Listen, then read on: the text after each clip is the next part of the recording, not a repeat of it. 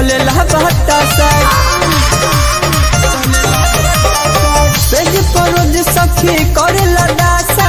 गलता देह जैसे गलेला बतासा कबो होठवा के चाटे कबो सीनावा से सटे हिले पलंग के पलाई रे सखी पियावा कसाई रे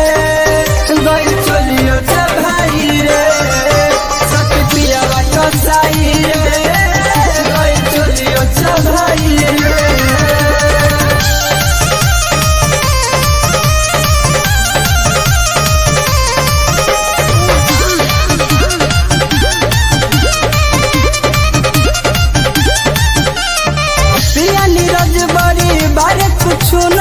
देवेले सख